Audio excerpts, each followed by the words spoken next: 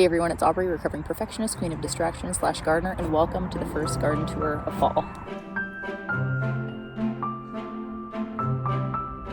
At this moment in time, there is really not a ton to report or discuss, so we're going to do a little bit like we did last week. We're just going to take a soothing, classical tour through the garden and just take a peek at what's going on.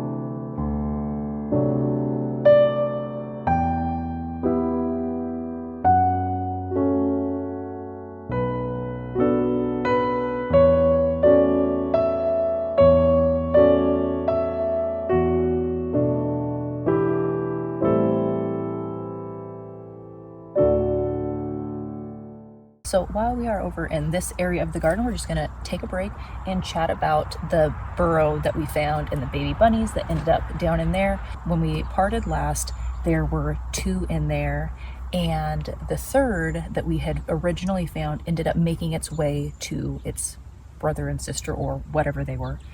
Unfortunately, it was no longer with us, so I had to get its little body out with a stick. That was very sad. Jackson buried the poor little buddy, and at that point we were like, okay, we need to get them out. And we tried, and I just had so much love for my husband in that moment, trying to take apart these beds that he had constructed to try and get these bunnies out. And we were going to bring them in the house and just do the best that we could to raise them to a point where they would be able to survive out here, because really, this is not the best area to have a bunny. Our cat he's brutal. So we were not able to take it apart. Josh said he built them too good, and I mean, he was right. We tried taking it apart from several different angles, and there was no way to get to them. So we're like, okay, we are going to leave them as they are, and if you don't like things that are sad, skip ahead a minute. So the next morning, there was the head of one, just the head, and that's Fergus's way of showing us how much he cares. And then later that day, my friend was over with her 2 kids, and she's like, Aubrey, Fergus is in the backyard and he's tossing a dead baby bunny around in the air and the kids are watching. So that's that. Realistically, whether or not me and the kids had a hand in this, Fergus would have gotten to them eventually. He's really a wild cat at heart. So that is the sad story of the baby bunnies. Moving on.